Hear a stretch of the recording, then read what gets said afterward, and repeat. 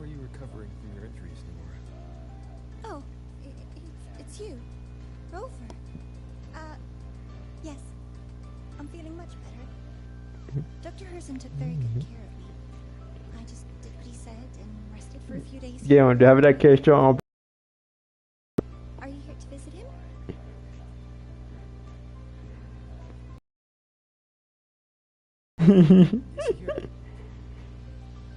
He's in the counseling room next door. Yeah. My friend Sigrika is in there. It Um, might take a while. What do question en plus? Thanks. Weird. Take care of yourself. Have idea. Yeah. Oh, did you? How to put this? Can we do I that? think Oh, you did can you? have more faith in yourself, Sigrika.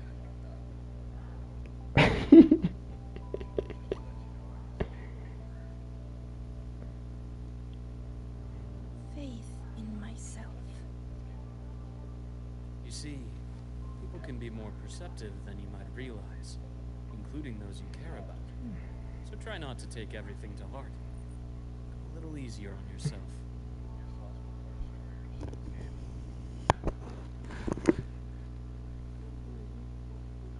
Good or bad, true or false, these things have a way of coming to light.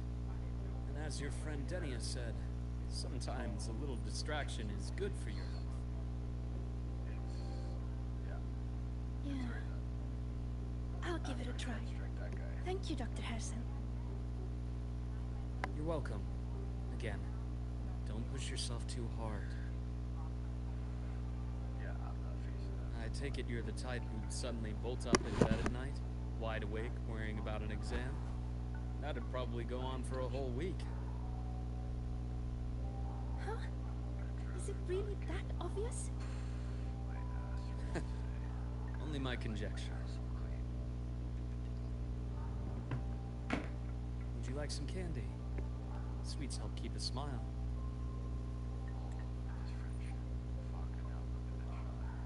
Sure. And is it okay for me to come back some other time, Dr. Harrison?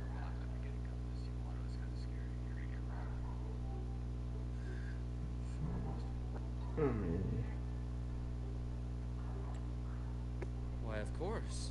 Feel free to visit my office anytime, Sigrika.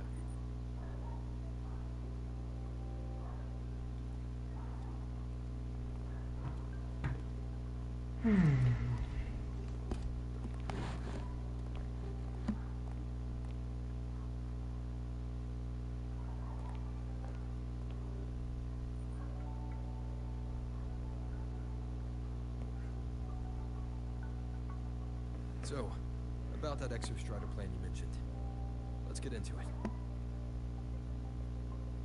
All in good time.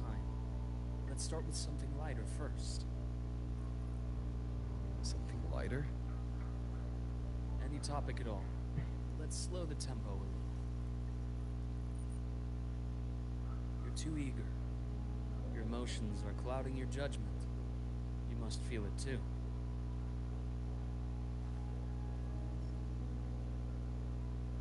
Here, a piece of candy. It'll help take the edge off and lighten the mood.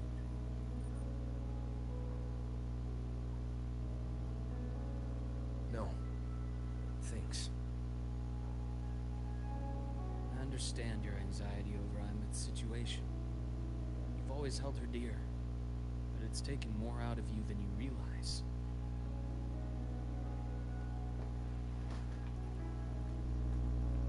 Things are best taken one step at a time. The Exostrider hasn't awakened yet. The key is to pace ourselves. Slow and steady, right?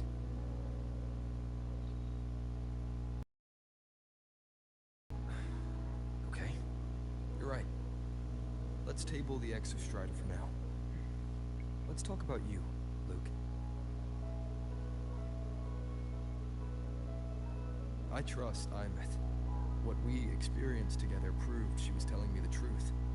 And there's a connection there I can't ignore. But you and me, we might might be strangers in passing and became confidants, as you put it. But it feels like every conversation we've had just skims the surface.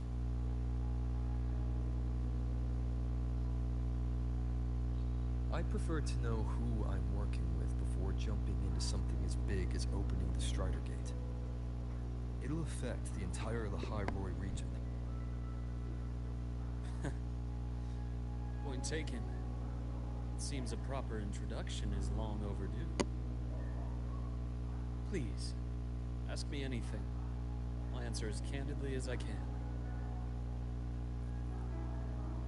Are you a consultant from the Black Shores? That I am not. Work that leaves documented trails doesn't suit my style. But I am acquainted with quite a few bloom bearers. Imeth said she didn't know you well, but that I could trust you. You also know about the bond between me and her. How? Imeth is a sharp girl. Even though you never introduced me to her, she could read between the lines of your actions.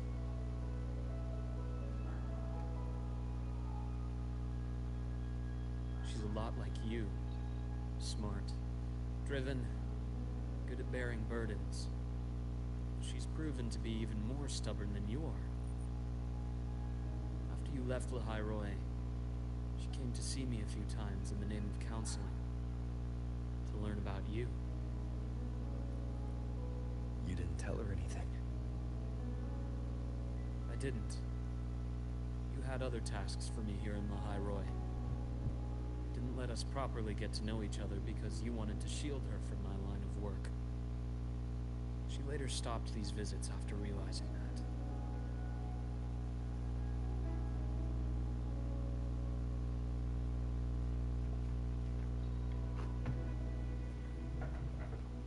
Still, I really hoped she would have opened up to me more.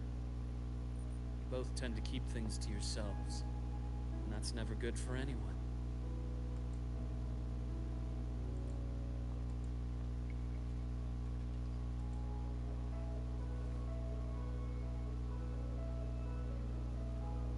One last question.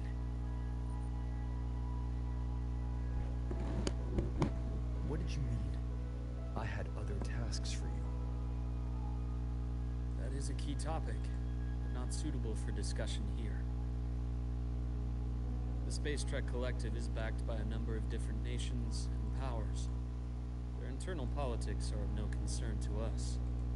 There are many watching eyes among the support staff. The infirmary is, after all, public space. Why don't we take this somewhere more private? To where? I have a place in mind. Just come with me, Golden Boy.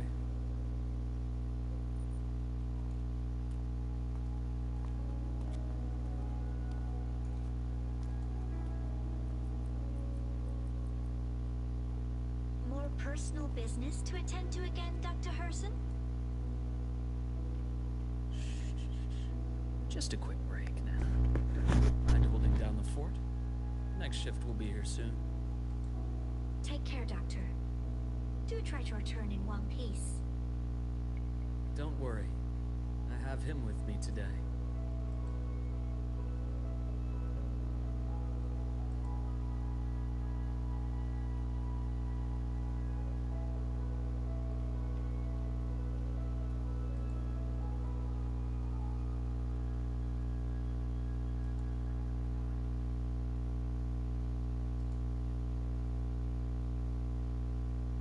Sunderman.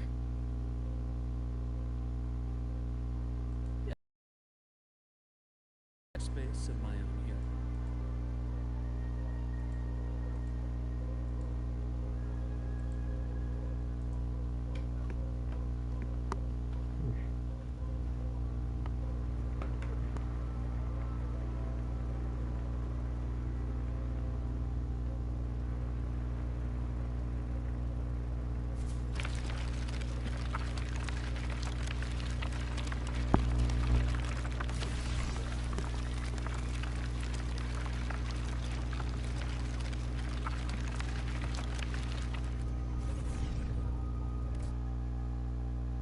them to me. Let's not waste any more time.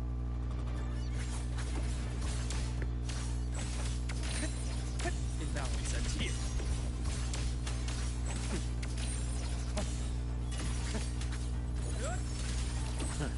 Gotcha. Entombed in daybreak. The Exostrider's sword emits a unique frequency. It shields my workspace from most long-range detection methods. You picked a good spot.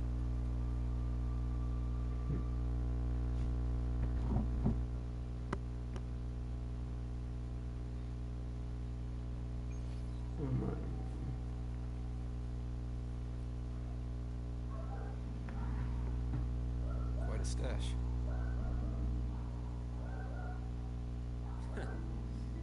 This is what a secret room is about. Now, where were we? Let's start with the conclusion before we get into all the details.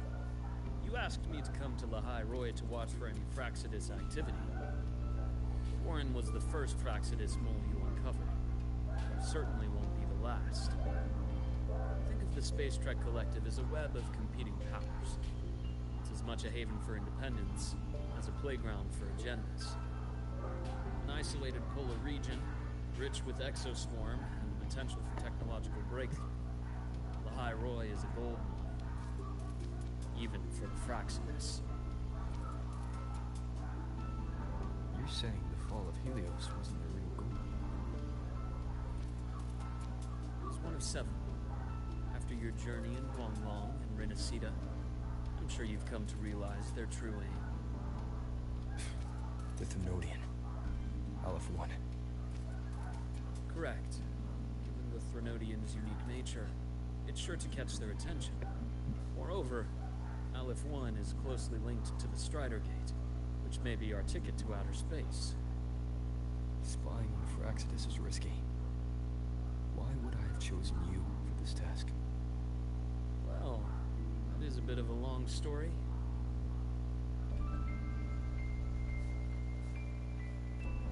You've always preferred to see things for yourself.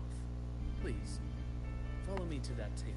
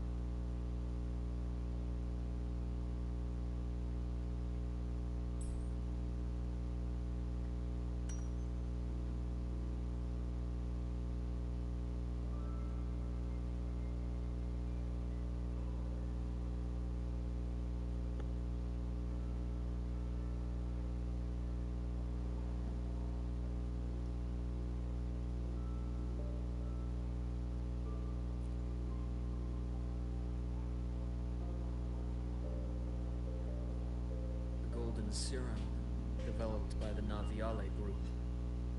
I prefer its other name, Ichor. My father started it as a medication for rare diseases, but as research progressed, it came to represent something far more ambitious. The drug of evolution. Evolution? Sounds like something the Fraxis would like. Well, on paper it worked. I became its resonator, so it would be unfair to say it was entirely useless. But I was a rare case who survived. All it cost me was excruciating pain and my vision. Most test subjects like me didn't make it. It wasn't until I met you that I realized there was more to the story.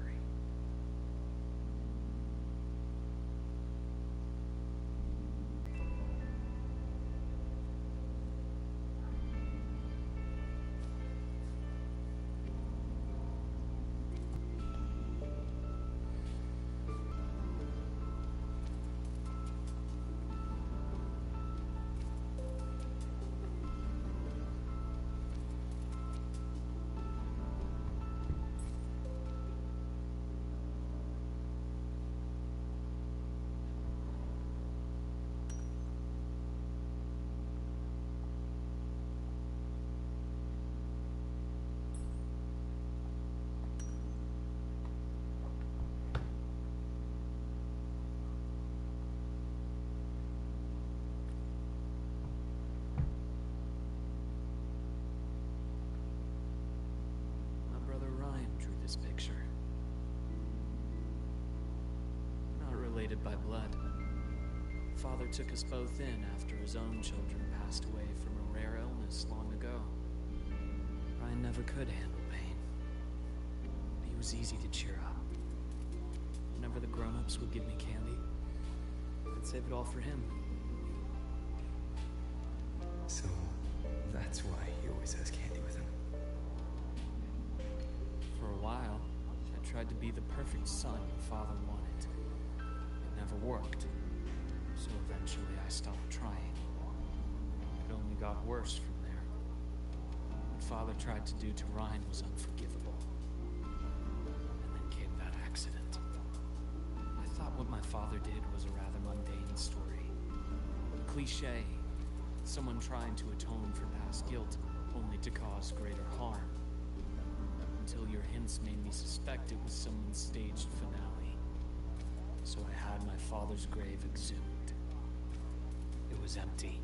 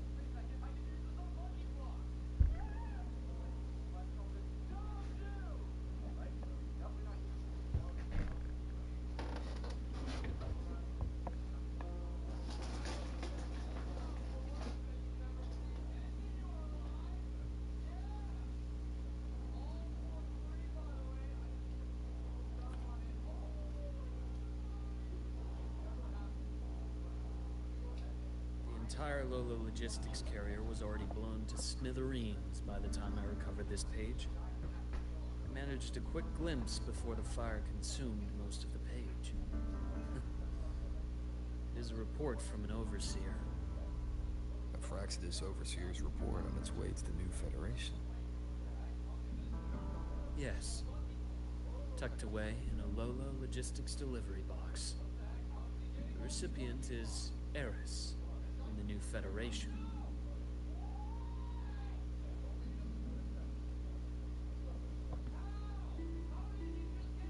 Those 3 items you just showed me. Did the Fraxidus get into Noviali's work after learning about the Icar's potential for evolution? They didn't just get into our work. They went a step further. Replacement. You ever met the Fraxidus' Grand Architect? The thousand-faced survivor. We met near the Styx Lake deep within the dark tide. Wait. Does this mean your father was...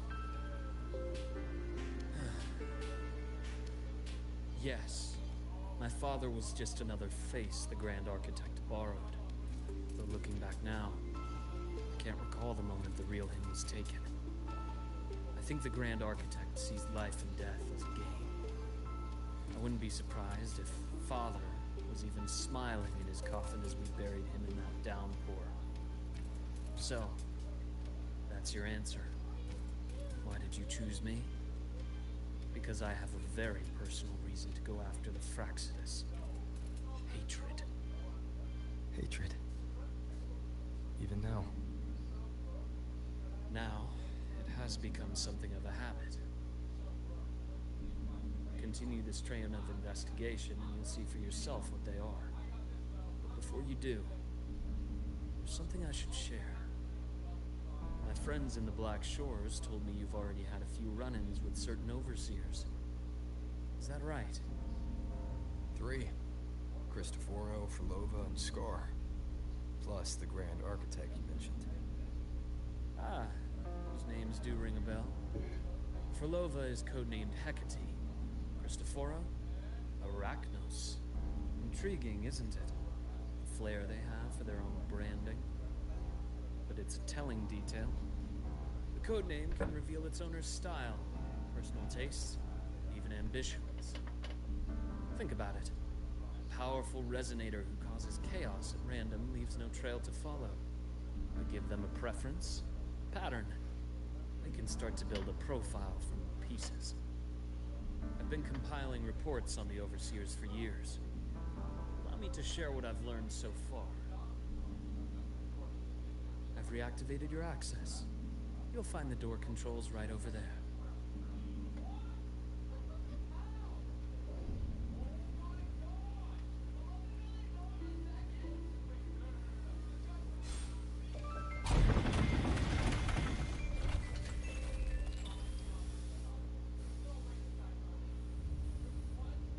The Fraxidus is loosely organized. Most of its members have only undergone basic, artificially induced body modification. They're not terribly difficult to neutralize. But if you encounter artificers with more creative modifications, you're likely looking at the handiwork of Hydra.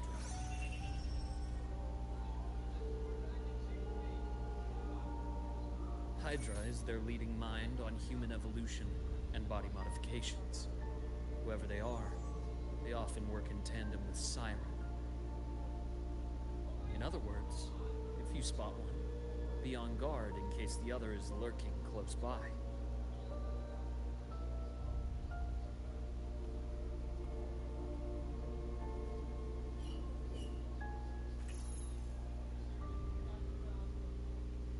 Zashiki Warashi won't require much of your attention.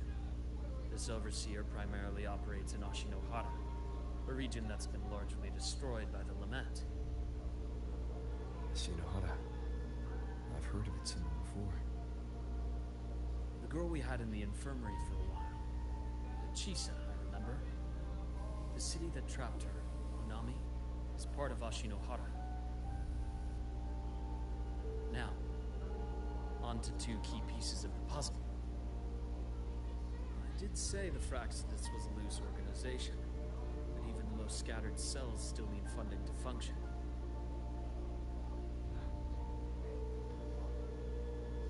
Remember that report from earlier? It's only a matter of time before you go to the new Federation. And based on the intel I've gathered, that's their most critical base of operations. And where you'll find Eris. How critical? Do they operate in the open?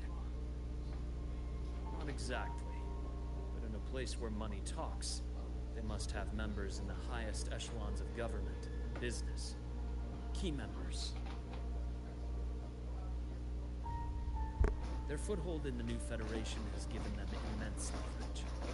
With that endless stream of wealth, Fraxidus operates with impunity across the planet. Speaking of which, Star Torch Academy is also heavily funded by the new Federation.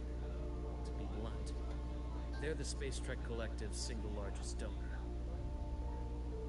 Eris, huh? Duly noted. I'm assuming the other key piece is the Grand Architect? The Fraxidus Grand Architect. Their true name is unknown. They only appear through borrowed identities. Real people, legendary beings, and even the phantoms of the dead from others' memories. I did brush shoulders with them once. It was a shame. I had no idea at the time. I missed my shot. This pen was the only thing I brought back from that great fire. I have yet to decipher the lettering, but it shows one thing for sure. The Grand Architect has been around for a very, very long time. It's a pity you called me to the High Roy. Otherwise, I would have continued following that trail. But you always have a good reason, right? You uncovered all this by yourself. More or less. I did have some help along the way. To get your hands on one of the Grand Architect's personal items, you did more than just follow a trail. You infiltrated them.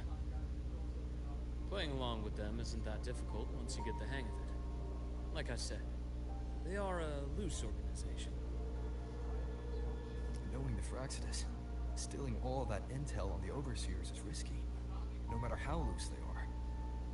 Each infiltration will only be more dangerous than the last. Luke, how can a doctor who doesn't value his own life save anyone else's? You know, this is the second time you've said those words to me.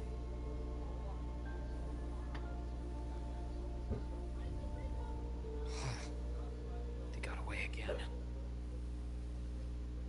If I hadn't been so cautious, I could have taken care of them this time.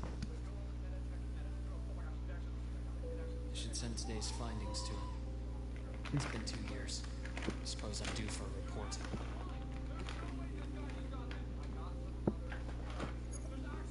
Good. You got the intel. It would have been a shame if I got myself killed for nothing. You need me to go to the High Roy. Why? There's evidence of their activity in the High Roy. I need you to keep an eye on things. Frankly, you need a break. Now is not the right time. You've already drawn enough attention. Do we really have to wait for you to get killed to decide it's the right time? How can a doctor save anyone else's life if he doesn't value his own? Keep pushing like this, and you'll be no different from them. Not pulling any punches, are you? Trust me, that's only the warm-up. The High Roy is a nice place, Luke. Bright, passionate students. Beautiful snow. Perfect for slowing things down. Listen to me on this. Come.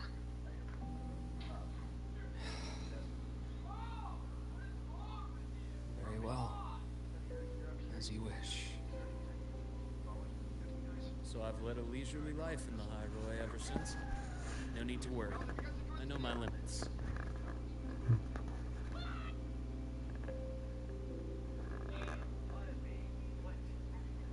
Let's set aside the Fraxidus for now. We should discuss the Exostrider plan. But first, tell me what happened to you and Imeth in the Frostlands.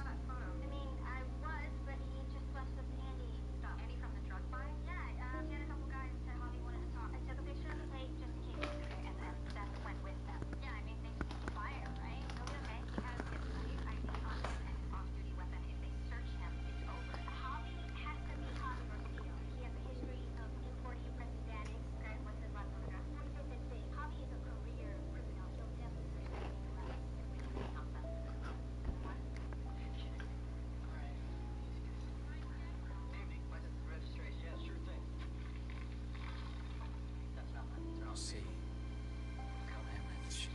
No wonder you're in such a state. I understand her reasons. She was fighting for her dream, for the High Roy, in the only way she knew how. I respect that. The fate she chose for herself. But I won't accept it. There's more I haven't tried. I'm not done fighting for her. Of course. I wouldn't expect you to give up so easily. Now, about the Exostrider. It started with the Space Trek Collective finding a giant solid-skin root network in the Outer Worlds. They identified it as the lid, sealing the Strider Gate, so to speak. It keeps the Threnodians' fractured forms sealed on both sides of the Strider Gate. Break it, and these forms will reunite. That wouldn't just spell the High Roy's doomsday, but the entire world. But the Collective still yearned to open that gateway, to explore the unknown. So, we created the Synchronists. The idea was to use augmented resonance to amplify the Exostrider's power, hoping that would keep the Threnodians suppressed. But lately, the Threnodians' attacks on the city have been increasing. I'm afraid the Fraxidus is also getting ready to make a move. With the reactor core returned, all you need now is a little patience. Wait for the Exostrider to awaken. Then we can focus on how to use it to find Imeth. You were a synchronist in the Academy once before. Then I'll wait for your news, Luke. Certainly. But our immediate priority should be the Fraxidus. I have a feeling they're planning to sabotage our plans for the Exostrider.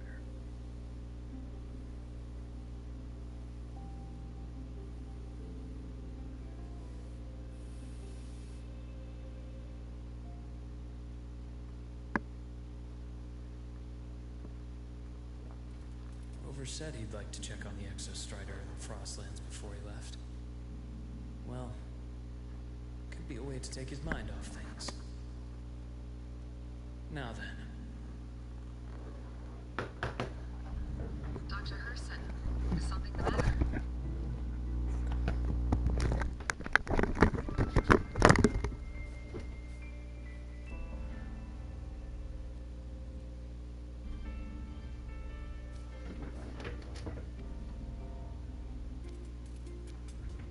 Must you always assume the worst, Lucy? This call to chat? I find that highly unlikely, Doctor. Let's skip the preamble. What is it? Rover. Ah, so this is about Imeth. He was so tight-lipped with me about what happened in the Frostlands. Yet he spoke to you. Sitting on our hands won't fix anything. And he was willing to open up. If a friend runs into trouble, I'll naturally step in to listen. Besides, what I have to share today benefits the Academy. It could help us get ahead of a few potential issues. Very well. Let's hear it then. Meet me at the Institute. The usual spot.